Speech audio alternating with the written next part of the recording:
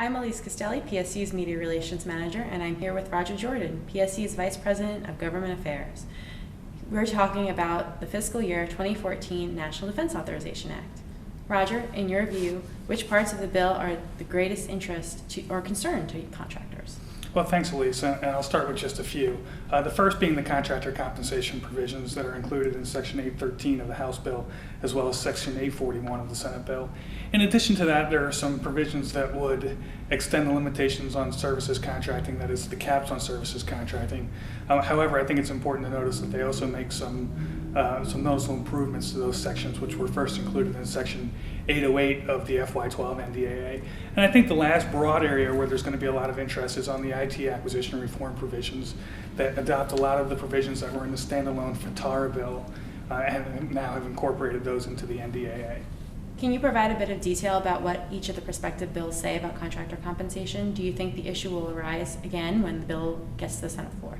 Sure. Let me start with the House. In the House, in Section 813 of the bill, there's a provision that would make unallowable the entire cost of compensation for the top 5 executives of a company that have over $500 million in federal contracts per year. For all other employees, it would sustain the current cap, which is at $763,000, that is, and it would eliminate the current formula that's used by OFPP to establish that cap, and in the future years, it would basically just inflate that based on the employee cost index established by the Bureau of Labor Statistics.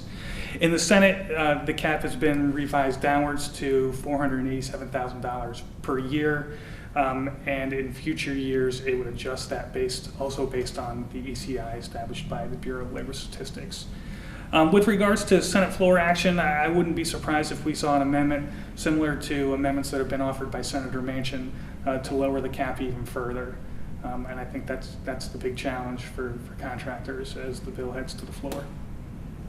It seems like Congress continues to put pressure on contracting costs to try to reduce spending amid the ongoing budget austerity. Are there other provisions that address these issues? Sure. There was a provision that was included in the House bill, Section 816 more specifically, that would require costs to be equivalent to all the other evaluation criteria in a source selection. We continue to have a lot of concerns about that provision because it would eliminate the department's ability to make true best value determinations and cost technical trade-offs. In addition, there's some good news on this front. Both the House and the Senate bills in their report language included some language that talks about the use of LPTA. And in fact, both direct GAO to undertake a study. In the House, the study would be a little bit more broad, but both would require them to look at training of the acquisition workforce to make sure that they have the appropriate resources and understanding to select the most appropriate source selection methodology. Aside from rating and cost, the NDAA often includes mandates for small business participation in federal contracting. What did Congress have to say about that this year? Yeah, I think that in years past there's been quite a bit of small business provisions in the NDAA, specifically last year. This year there's not quite as many, but there are some small business provisions on the positive side. For example, there's one that requires the PTACs, the Procurement Technical Assistance Centers, to provide more support to contractors that are small but beginning to grow up against that mid-sized cap and helping them to make the transition from small business set-aside competition to full and open competition. In addition, there's some cyber-related provisions specifically tied to small business. One would require the establishment of an office within DoD to assist small businesses with understanding how they can provide cyber solutions to the department. In addition, there's another provision that would help small businesses understand what the cyber threats are and how they can mitigate them.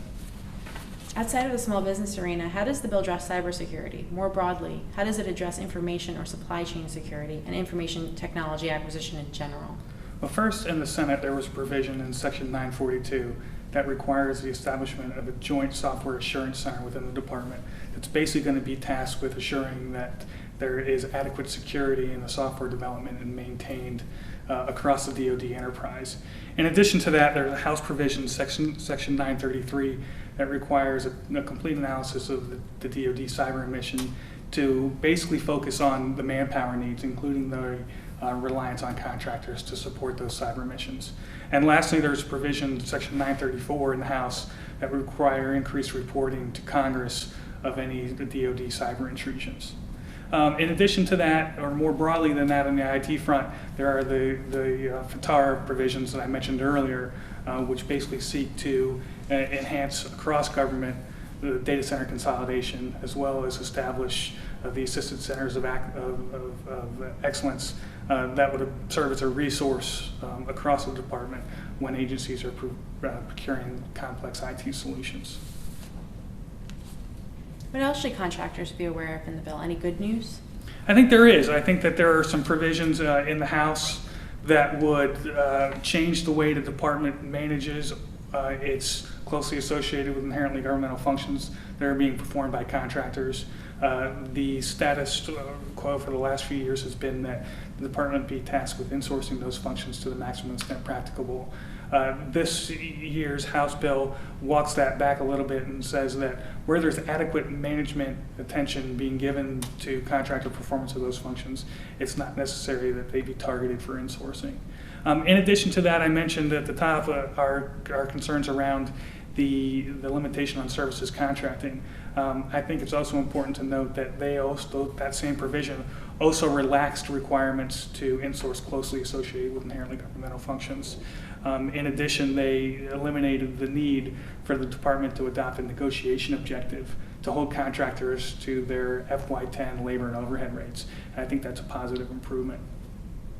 And if our members wanted to find more information about the NDAA, where can they look? Well, they can look on our website. We've put together a comprehensive summary and analysis of the provisions that are of importance to the community on our website. We're going to continue that analysis as the bill continues to move through the Senate. We'll certainly be updating that as necessary. Great. Thanks, Roger. Thank you, Lise.